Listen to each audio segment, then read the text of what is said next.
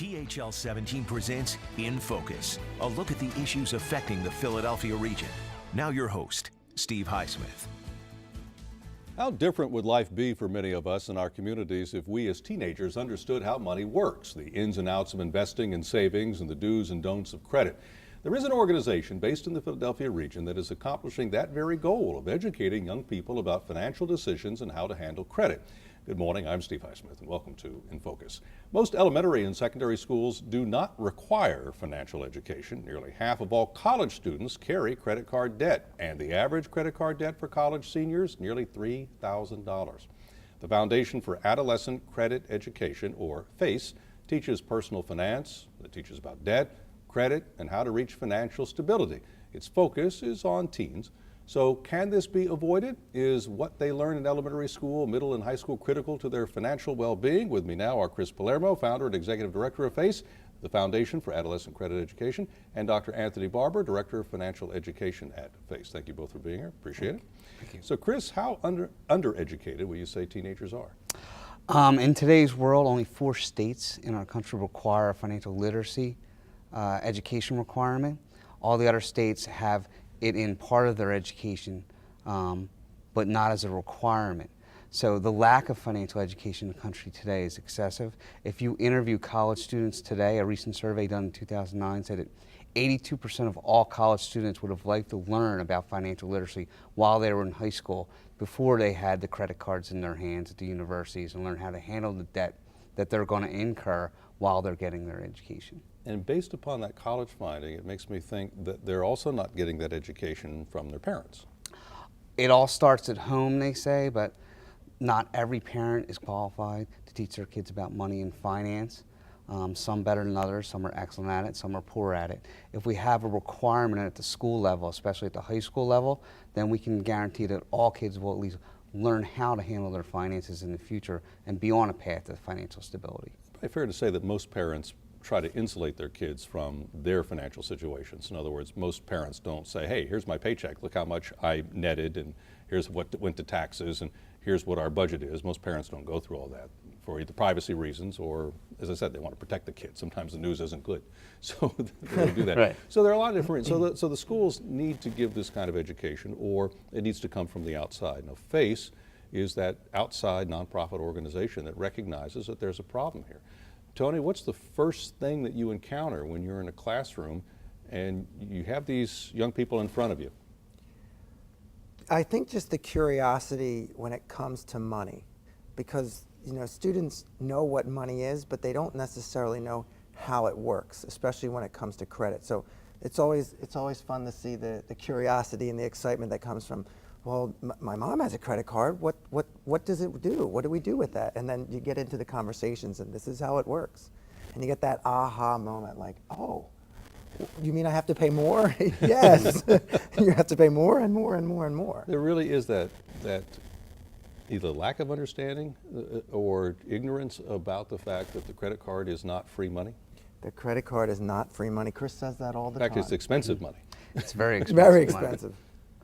What do you tell them, Chris? I mean, because our whole society sends mixed signals. Our society says, spend money. Go out and buy this product. You need this phone, or you need that pair of shoes. How do you deal with that? We do start in the beginning of teaching them what the difference is between a need and a want. A phone is a perfect example. I personally carry an iPhone 3 to this day because I don't need an iPhone 4 or an iPhone 5. But I would like to have one. It's a want to have an iPhone 5. We don't need it. You can still do everything you need to do to survive without these things. And that goes for clothes, cars, pretty much everything that we buy. Do we need a 70-inch TV? No. So we have to teach them the difference between a need and a want. Then they understand that, and then they can decipher where they really should put their money. I don't want to gloss over that important point, Tony. I mean, the difference between a need and a want. How do you define that? Each individual can define their own need and want, can they not? They can. I think it goes back to an earlier point with the conversations with parents. I think we need to do more with our children, even as parents, to explain to them, maybe even sit down with the bills and say, this is how much I pay in taxes, and this is our credit card debt, just to get the conversation going. I think that's what Chris and I are discovering, that the conversation is lacking.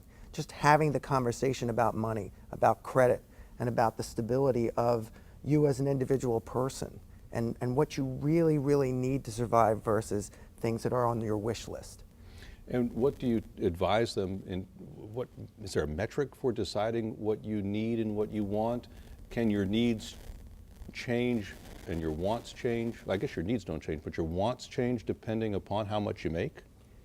Yes. Okay, so what is the, start us out with some metrics here. If I make $100, how do I determine what my fair wants are? Well, I think the first thing you have to go through is your musts, the things that you must take care of, your food, your shelter, things that you need to survive. And what we teach them is this type of money right now is what you need to survive with. And you have to understand what your musts are. And then once you determine what your musts are, then you have this amount of money left over. But what we try to tell them all the time is one of your musts must be savings, must be to save some money, to put some of that money away and start to build your wealth instead of building someone else's wealth by buying something that's not necessarily something you need. There's an old saying, Chris, about paying yourself first. Yes. Does that make sense? Does that still apply? It does. And what does that mean? It means when you get to the working world and you get a paycheck, the first thing you do is pay yourself your 10 or 20%, not somebody else. Don't go spend money on anything until you pay yourself first to ensure your own personal security. That's a significant difference. You said 10 or 20%. Explain how you get those two numbers. Is the 20% the goal? 20% is the goal. And 20% meaning what? What do you do with that 20% of your, I assume you mean your net pay? Well, we have a whole system of what we teach. The first thing you have to do is at least have 6 months of living expenses saved before you do anything. Save for retirement, save for college, anything like that. You should have at least 6 months of living expenses. And then you expand that. Once you've established that, then you expand your savings into retirement. And there's many different facets of retirement. We suggest that you max out your 401k at least to your company's match. And depending on your age, shift the money into a Roth IRA. The next set of savings goes into a Roth IRA. If you're older, you probably want to max out the 401k and take advantage of the catch-up. And then there are other types of savings for a car, savings for a house, savings for college education, and who knows what else, vacations or whatever else. I mean, you could target anything. Do you go over all of that and those options and what it takes? Yes, we do. Because I could see my $100 going away like that. I mean, when I break down all those things, and I haven't even gotten to my needs yet. That's right. We do have a nice formula that works kind of easily.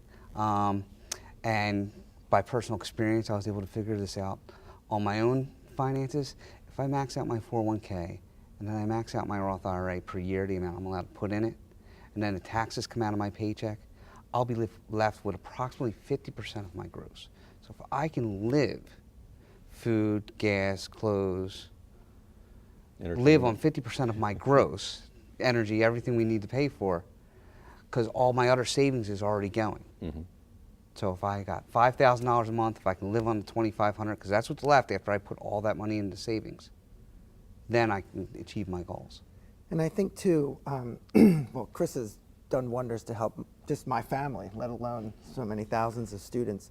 But I think you deliver a different message at different levels when it comes to educating students. So maybe if we're sitting in front of a 6th grade class, we're mentioning 401ks and things like that, but nothing to the degree that you might mention it to adults. But really what we're teaching is a recipe for discipline. I think that self-discipline to say... Because money, that first money is intoxicating. Yes. The teenager goes out and gets that job at a restaurant or whatever and takes home $50. Well, there's a tendency to go, wow, I have $50 I didn't have before. I'm going to go out and spend it. Right. And maybe not even realize how much it is. And maybe there's a targeted item, but they could just go out to lunch and lose half of it. Easy. Maybe more than half Maybe more than these half. days. I'm going to go out to lunch with you. No, but Chris, you come from a background of business. I mean, you were involved with credit. Were you alarmed about what you saw when you were in the private sector? Well, my first job out of college, I worked for MB&A America, which was one of the biggest credit card companies in the world. I learned how to read credit reports. They put you in a stint of collections, so you learn the problems that people incur, and then I sold credit cards. across the country, 2 college students. 2 college students. So that was my first experience. Uh-huh. So I learned how easy it was for college students to get wrapped up in this debt at a young age.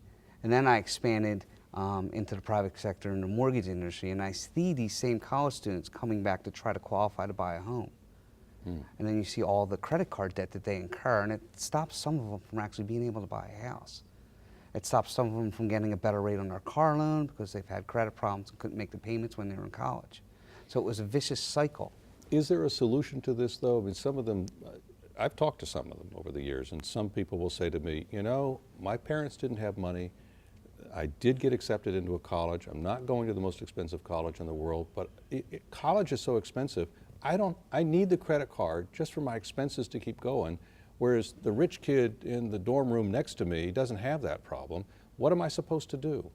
Do you help people through this kind of thing? Is there a solution to this? We do. We were actually talking about this on the way here.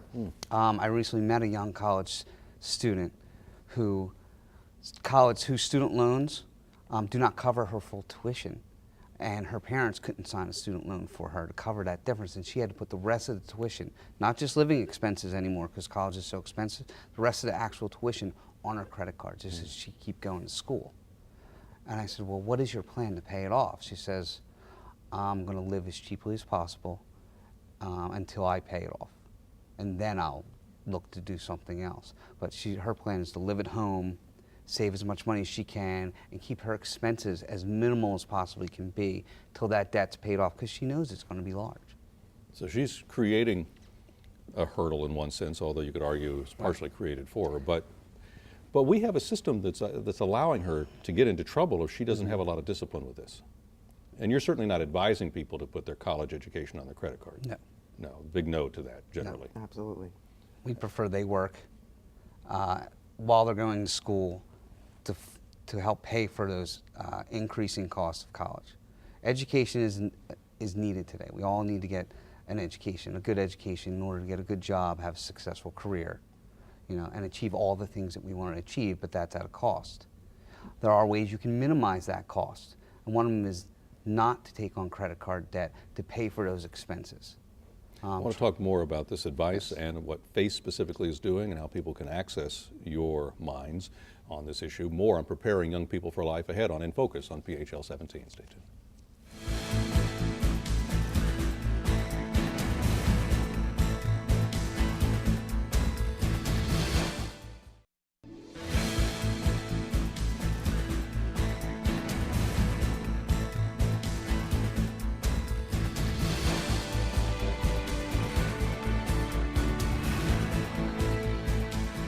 Back on In Focus. I'm Steve Highsmith. We're talking about teaching young people about money, especially credit. With me are Chris Palermo, founder and executive director of FACE, the Foundation for Adolescent Credit Education, and Dr. Anthony Barber. Tony is director of financial education at FACE. So when you work with schools, what do? Do they contact you? Do you reach out to them? What's the best way for people to get in touch with you, Chris?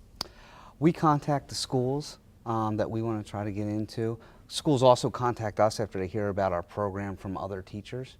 And then we get together, figure out the schedule, develop the plan to bring FACE into the everyday school day. Do you just parachute in for one day, or do you try to have a weekly, monthly? What do you do? We have 2 programs. We have a 6-hour course, which we usually go an hour a week for 6 weeks, and we also have a 2-hour seminar. Depending on the needs and the availability of each school, we'll do one of those 2 programs. Is there a better age to start this at, or what is the youngest you can do? 13 years old. 13 years old. The age of 13. So 7th, 8th graders we're talking 7th, about? 8th graders would be the primary starting point. And you do it up to what age, Tony?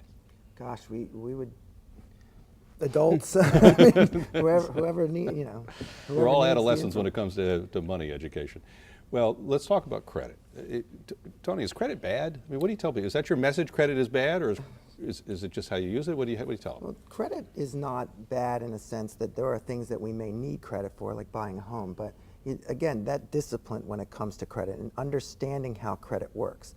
Most of the time when we sit with students and we have those discussions, again, it's that understanding of how the game is played. And this card in your hand is not like this cash in your hand. And getting the students to really understand the difference and making that disciplined decision.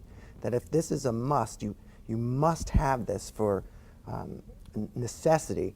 And if you're going to use your credit card, you really have to make sure that this is something you have to have. Tony mentioned must and discipline.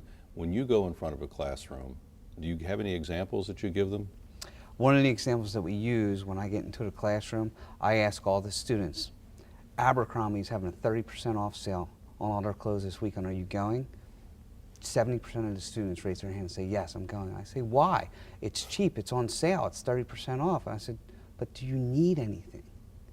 Now, there are the rare occasions where one of the children have grown 3 inches in a month and a half and their clothes don't fit. And yes, they have to go. But you know, the majority of them, they don't need anything. They just go because they think it's cheaper and they're getting a bargain. When in reality, if they don't buy it, they don't really need it. They don't need to go buy it. They're not going to have any problems. And they're thinking about the 30% off. They're not thinking about the dollar price that it still is that's going to be on that credit card. And much of the course talks about marketing also. Chris does an excellent job of discussing the idea of marketing and how I think one of the messages is you are the target. Yes. We talk about that all the time, that you are a target to advertisers. And you have to be aware that they're trying to sell you the idea of spending money. And they spend lots of money targeting the specific products for the adolescents. Another example as I use is that when they walk into the store, the mannequin doesn't look like a 40-year-old man in a suit. It looks like a teenager in wonderful clothes. And it's not by coincidence that that mannequin who looks so good, everything that the mannequin is wearing is spread out all throughout the store, so they have to go to almost every inch of the store and see everything that they could possibly buy. Wow. And what reaction do you get to that? You mentioned earlier that somehow that there's an awareness that happens, but I mean, is it?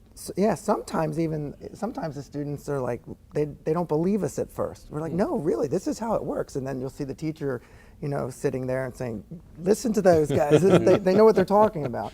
But and she learned the hard way. Yeah. Once they start to comprehend and you have that discussion over a couple hours, they really start to realize, like, am I being tricked here? And we don't want to make it so negative because, like you said, credit. You're not being anti-business and anti-economy. No. You're simply saying be responsible. The credit card is not bad. It's how you use it that can be bad. There's nothing wrong with having a credit card as long as you use it responsibly. Is it all right to carry any kind of balance? Are you telling people use a credit card and never carry a balance? I am. You are, Chris. I am. Never carry a balance. Tony, you kind of hesitated. Well, because I have a balance. Sorry, Chris. But so, well, seriously though, I mean, is it depend on your situation, how soon you anticipate paying it off, why you needed to carry a balance? I mean, I guess if all of a sudden your water heater breaks and you've got to put $800 or $1,000 on there, then. Well, hopefully you would have had that in your savings. That should be part of your 6 You're months. not even giving me an excuse for that. You guys are hard. That should be part of your 6 months of savings. Oh, okay. That's part of the 6 months of savings. Now I got to come up with another one now. That's right. That Maserati that I wanted. No. So there's no good reason according to you guys. No. So if there is a reason to carry a balance, I guess your advice would be, it would have to be a doggone good one, and you still should try to pay it off. Is in the pecking order of paying yourself first. You have savings, that 6 month savings, and then you have various investments. You started talking about retirement early on as the first one you go to, and then others such as saving for a house that you might go to. When you get past that, is there any kind of discretionary spending fund money? Is there ever any such a thing called fund money for people? If you want to separate it that way, there's many ways you can separate your money. I do pay myself first. Now, I've have the 6 months of savings and a little bit more. And then I max out my retirements between me and my wife. And then we save for colleges for our kids. And then we live on a budget. And there's a certain amount of discretionary income that we spend, but that's kind of figured out into our budgets. I use credit cards. I use a credit card every day for expenses, but when the bill comes, I pay it off. And the pattern that I've shown of how I live, I know about how much that credit card balance every month is going to be between me and my wife's credit card. So that is our discretionary. Gasoline and things like that you put on a credit card when it's the easiest thing on the pump, or do you use a debit card? No, I like to use a credit card because you get points for credit cards. Oh, okay. You do get a little back. That's another benefit of using credit cards. That's So why you they're teach that bad. too, that there is a Yes. way if you're going to use it. Interesting. Now, when you are saving, you mentioned college. This is a personal decision. Parents struggle with whether or not they need to pay all of their students' college bill, whether the student pays part of it, what college people go to. Is there any kind of accepted economic formula that's independent of personal preference about what that should be? Because you're saving for college right now. You really don't know how much college is going to be. It could be 3 times what you're saving for. There really is no formula because it's a case-by-case basis. You have to save what's comfortable for you. The last thing I'd want to see anybody do is to try to save so much money for their kids' college education that it affects them being able to pay their mortgage payment, car payment, and their normal standard of living. College is a necessary thing that we all should go to and try to achieve, but 20, 30, 40 years ago it was a privilege.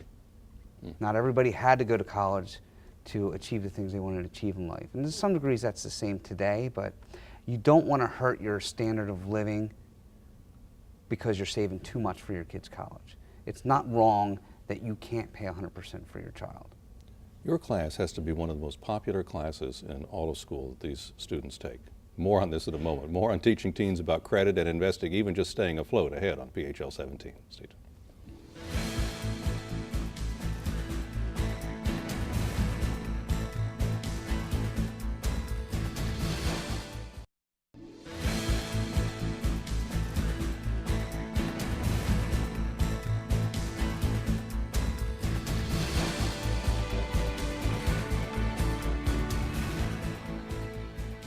And In Focus continues with Chris Palermo and Tony Barber of FACE, the Foundation for Adolescent Credit Education. Do you have to be good at math, Chris, to be able to be good with your money? No. Okay, It's so don't simple. be afraid. It's simple math. There you are. Here I am. It's simple math. But Tony, you seem to indicate that this is a life-changing event that you see in these teenagers. It was for me. You know, sometimes when you have a person that wants to become healthy and decides, I'm going to make a life change here and I'm going to do something different, and they do it for a couple months and then it just becomes the way they live. This is the way I eat. I exercise now. It's kind of that type of an event when you start to understand the way FACE works and the information when it comes to credit and being disciplined. You start to say, well, I need to do things a little bit differently here so that I'm more financially healthy. Are there any other traps? I mean, I know you teach about a lot of them, but can you give us another example with cars, for example? Or anything? Cars is an excellent example. What a lot of people don't know is that if you buy a new car, you get a loan on it, and you pay that loan, say it's a 5-year loan, and you pay for it for 2 years, you have 3 years left, but you want a new car, you go to the dealership, the dealer will be like, okay, yeah, we can put you in this new car, and the person says, well, I owe this much on this car still. Oh, don't worry about it. We'll take that loan, we'll roll it over into this new car loan so that you can get into your new car. And we'll spread it out for another 2 years on top of that. So we'll give you a 7-year loan. So your payments are about the same. And they're like, okay, great. The problem is you buy another $30,000 car, but you wind up owing $40,000 on it. And that'll create a perpetual You'll always be in debt. debt scenario in relative to a car payment. And you better be hopeful the car lasts that length. Yes. You better be hopeful the car lasts that long. Well, so when it comes to cars, for example, there's leasing, do you teach them about leasing and the differences between leasing and buying Yes. buying new, buying used and all that? Well, leasing is basically renting a car for a long period of time, and at the end of the lease period, you're left with nothing. Sometimes less than nothing if you exceeded the mileage requirement that's on a leased car. We try to teach them that when you're buying your first car, you want to buy a good, reliable, economically sound used car. That will be the best for you financially. Say you buy your first car, it's $10,000. It's a good used car for $10,000. You work to pay it off. You can keep it for 5, 6, 7 years. I kept my first car for about 6 or 7 years. Okay, I'm sitting in the classroom, I'm listening to everything you told me, and I'm getting excited about some stuff, but I'm also hearing you telling me that I have to control my wants. So are you guys looked at as the no fun guys? I mean, what do they? Sometimes. Okay, really, did they tell you that? And what do you say back to them? Well, I mean, yeah, I guess sometimes they do. I would never say that to you, Tony, No, because you seem like a really fun guy. No, But I think the reality is that you want to know the information going in. When we leave and we're gone tomorrow, 2 months from now, you're going to have to make these decisions for yourself. And you have to understand that sometimes in life, some decisions are difficult. They're not always easy decisions. They're not always fun decisions. But you want to set yourself up for the best success possible going forward. And I think if you can just see, if you become financially literate, I think that's important, to be able to speak the language and understand what people are talking about. That gives you it is amazing how, though, there is such a dearth of this kind of education. You are like an island out there. What do you hope FACE can do, Chris? My hope for FACE is that we are in every school that we could possibly be in, whether it be statewide, Northeast region, and beyond, and get financial literacy education as part of the normal everyday school day, so that these kids do learn this information. They handle their money, they handle their finances, they handle their debt and learn how to get out of that debt and start to build a pattern of wealth. It's a habit, like Tony said before. It's a habit, and once it's developed, you'll have a pattern and habit of developing wealth over time as opposed to debt. Chris, Tony, thank you very much. Keep up the great work, and I'd love to just crash in on your class sometime. Thank you. That's In Focus for this week. Thank you for watching. I'm Steve Highsmith. Enjoy your weekend and have a great week ahead.